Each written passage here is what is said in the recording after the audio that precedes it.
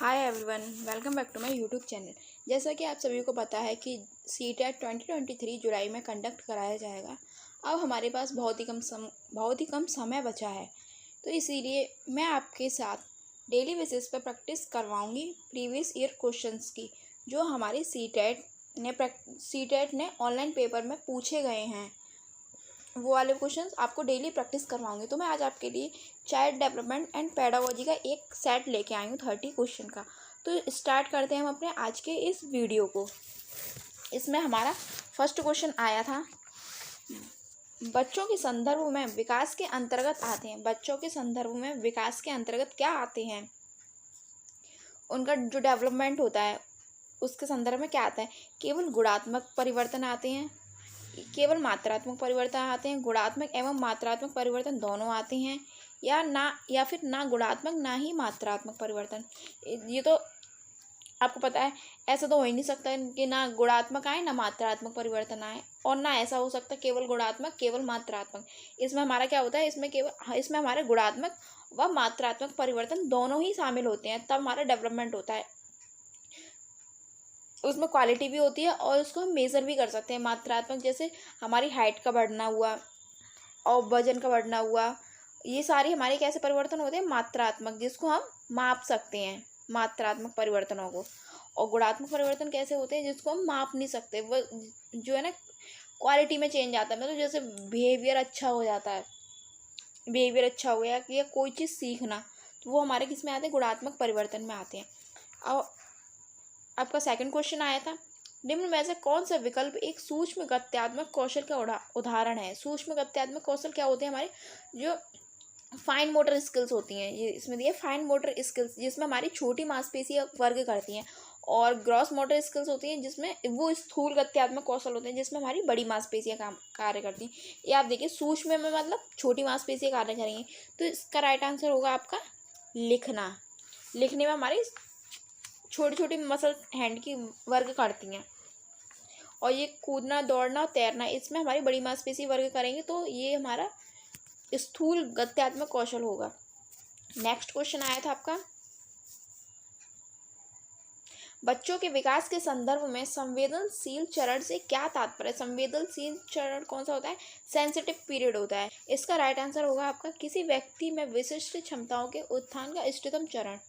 Next question आया था आपका, क्वेश्चन नंबर 4 आया था आपका, यदि आपको वीडियो पसंद आई हो तो आप वीडियो को लाइक कीजिए, और चैनल पर नए हो तो आप चैनल को भी विजिट कर सकते हैं ऐसे ही और वीडियो पाने के लिए। समकक्षीय समूह के संदर्भ में क्या सही है? इसका राइट आंसर होगा बच्चों के द्वितीय समाजीकरण में उनकी एक महत्वपूर्ण भूमिका होती है।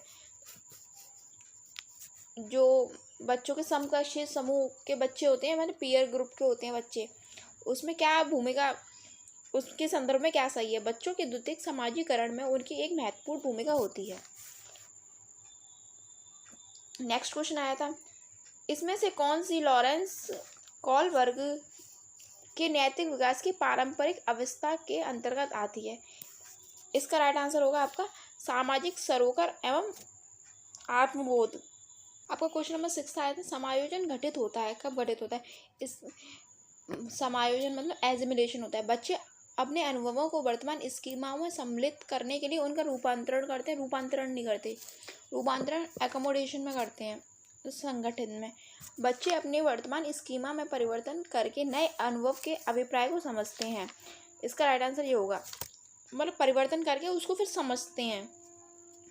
बच्चे अपने स्कीमा को असंबंधित खंड में बांट देते हैं, या बच्चे अपने मूर्त अनुभवों के जरिए सीखते हैं। इसका राइट आंसर होगा आपका ऑप्शन नंबर 2।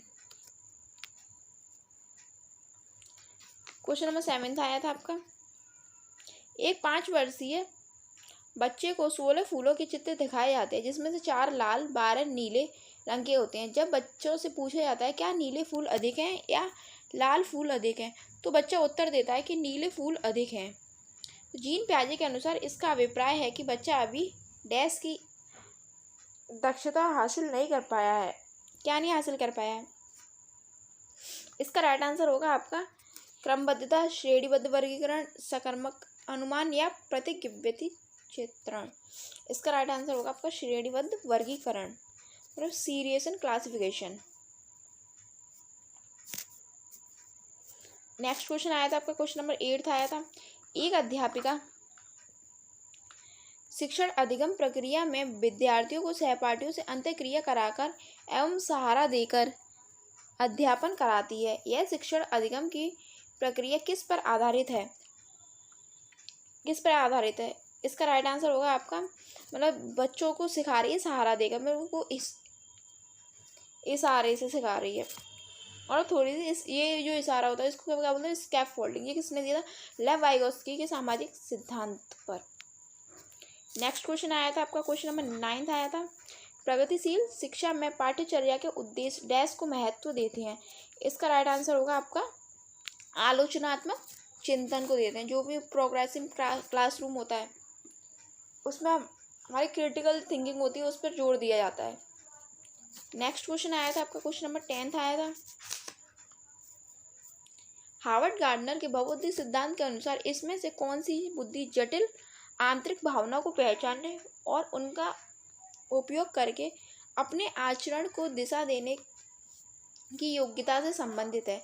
इसका राइट आंसर होगा आपका अंतःवैयक्तिक बुद्धि। अपने मतलब जो अपने विचारों को समझते हैं वो अंतःवैयक्तिक, और जो दूसरों के विचारों को, दूसरों की भावनाओं को समझते हैं वो अंतःवैयक्तिक होते हैं। अपने समझे वो इंट्रापर्सनल और दूसरों के समझे वो इंटरपर्सनल, इंग्लिश में टर्म होते हैं इसके। नेक्स्ट क्वेश्चन आया था आपका, क्वेश्चन नंबर 11 आया था। असर्शन और रीजन का है। इसमें कथन ए दिया था, कक्षा में प्रिंट समृद्ध वातावरण का सृजन बहुत महत्वपूर्ण है। बिल्कुल सही बात है, तभी तो बच्चे सीख पाएंगे। एनरिच करिकुलम इन्वायरमेंट मिलेगा बच्चों को। इसका तर्क दिया था, उपकारी वातावरण भाषा विकास में अर्थपूर्ण भूमिका निभाता है। सही बात है। इसका राइट आंसर होगा आपका ए और आर दोनों ही सही हैं, और ए सही व्याख्या, जो आर सही व्याख्या करता है ए की। आपका क्वेश्चन नंबर 12 आया था। डैश शब्द का प्रयोग जैविक अंतरों के लिए होता है, जबकि डैश शब्द का प्रयोग उन विशेषताओं और स्वभावों के लिए होता है जिससे एक विशिष्ट संस्कृति पुरुष और महिलाओं के लिए उपयुक्त मानती है। इसका राइट आंसर होगा आपका लिंग। लिंग का प्रयोग कहाँ होता है? जैविक अंतरों के लिए किया जाता है, और जबकि जेंडर का प्रयोग कहाँ करते हैं? विशिष्ट संस्कृति पुरुष और महिलाओं के लिए। मतलब ये जो लिंग होती है वो आपकी बायोलॉजिकल होती है, और जेंडर होता है वो सोशली होता है। क्वेश्चन नंबर 13 आया था। बहुभाषी कक्ष के लिए निम्न में से कौन सा कथन सर्वाधिक उपयुक्त होगा? इसका राइट आंसर होगा आपका शिक्षक को सभी भाषाओं का सम्मान करना चाहिए और छात्रों को उस भाषा से संवाद करने के लिए प्रोत्साहित करना चाहिए जिनका प्रयोग करने में उन्हें आसानी हो। मतलब सही बात है, बच्चों से ना उनको है ना ऐसी जो उनकी मदर टंग होती है उसमें ही बुलवाना चाहिए बच्चों को, तभी बच्चे है ना कंफर्टेबल महसूस करते हैं क्लासरूम में आके। क्वेश्चन नंबर 14 आया था आपका। निम्न में से कौन सा कथन मूल्यांकन हेतु मानकीकृत परीक्षण के संदर्भ में सही है? इसका राइट आंसर होगा आपका वे मूल्यांकन के सख्त ढांचों और संरचनाओं पर आधारित हैं। जो मानकीकृत मूल्यांकन होते हैं, मानकीकृत परीक्षणों के लिए जो मूल्यांकन होते हैं। क्वेश्चन नंबर 15 आया था। निम्न में से कौन सी विधि अधिगम के आकलन हेतु उपयुक्त है? अधिगम के आकलन के लिए इसका राइट आंसर होगा आपका बच्चों की संप्रत्य बुद्धि का नियमित प्रलेखीकरण करना, उनको समय समय पर अंतराल पर उनकी जांच करना। जैसे मंथ में होते हैं फॉर्मेटिव असेसमेंट होते हैं, FA1 के एग्ज़ाम, FA2 के एग्ज़ाम, यही वाले होते हैं। बच्चों की समय समय पर जांच करते रहना, बच्चा कितना सीख रहा है, क्या उसने फीडबैक क्या आया है, ये सब देखना बच्चे का। क्वेश्चन नंबर 16 आया था आपका। एक अध्यापिका अपने विद्यार्थियों को गणित के सवालों के उत्तर तक पहुंचने की प्रक्रिया को व्याख्या करने के लिए बढ़ावा देती है। अधिगम की प्रक्रिया के संदर्भ में यह तकनीक है। इसका राइट आंसर होगा आपका अर्थहीन है, कभी कभार इस्तेमाल की जानी चाहिए, अधिगम की गति को बाधित करेगी, अधिगम संज्ञानात्मक के विकास में मददगार है। इसका राइट आंसर होगा कि अधिगम संज्ञानात्मक विकास में मददगार है। क्वेश्चन नंबर 17 आया था, समावेशी कक्षा किन विद्यार्थियों के लिए अधिगम के उपयुक्त मान स्तर रखती है? इसका राइट आंसर होगा आपका सृजनात्मक, स्वलीन, अधिगम विकार, मानसिक रूप से चुनौतीपूर्ण। इसके ऑप्शन नंबर 4 सही होगा, first, second, third, fourth. Question number 18 आया था, एक ऐसी दशा जिसमें कोई बच्चा पढ़ते समय कुछ अक्षरों और शब्दों को हटा देता है या प्रतिस्थापित करता है या फिर उल्टा कर देता है, तो वह क्या कहलाती है? मतलब उसको है ना, बच्चे को पढ़ने में दिक्कत हो रही है, सीधी सीधी मेन बात ये है। तो इसका उसे क्या है, पढ़ते समय शब्दों को हटा देता है या प्रतिस्थापित कर देता है। वाचन वैकल्प, स्वालीनता, अधिगम असहायता या अवधान न्यूनता। इसका राइट आंसर होगा आपका डिसलेक्सिया। क्वेश्चन नंबर 90 आया था, बिंदु अपने आप से परियोजनाओं पर कार्य करने के लिए बहुत उत्साहित रहती है। वह मौलिक एवं अभिसारी समाधानों को खोज कर लाती है। ये गुण किसकी ओर संकेत करते हैं? इसका राइट आंसर होगा सृजनात्मकता को, क्रिएटिविटी को। क्वेश्चन नंबर 20 आया था आपका, आंशिक दृष्टि वाले विद्यार्थियों के लिए निम्न में से कौन सी अधिगम सामग्री उपयुक्त है? बड़े प्रिंट में छवि पुस्तकें, त्रिआयामी मानचित्र और चार्ट, छोटे प्रिंट वाले सॉफ्टवेयर जो कि मूल पाठ को वाक्य में परिवर्तित करते हैं। ऐसा तो बिल्कुल नहीं, छोटे प्रिंट वाले तो बिल्कुल नहीं आएंगे। इसका राइट आंसर होगा आपका फर्स्ट, सेकंड और फोर्थ आएगा, option number second.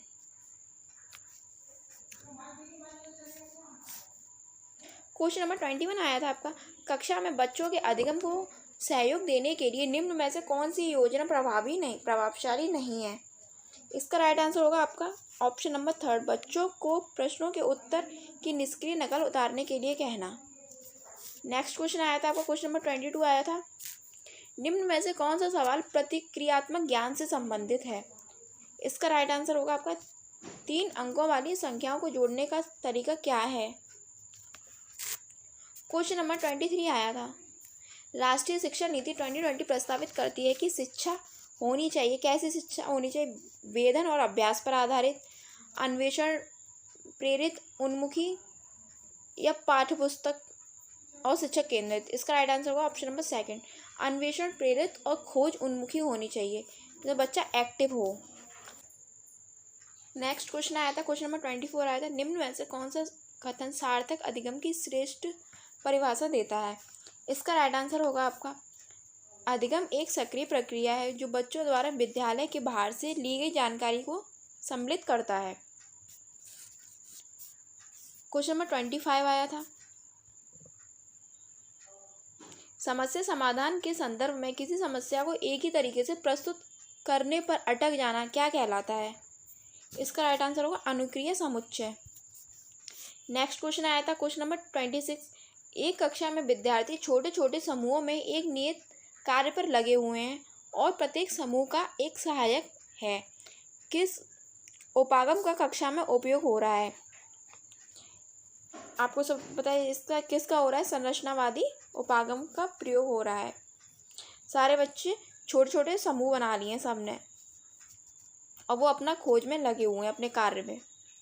Question number 27 आया था, समस्या के समाधान की वह प्रणाली जिसमें लक्ष्य से आरंभ करके क्रमशः पीछे की तरफ चलकर हल तक पहुंच जाना कहलाती है, क्या कहलाती है?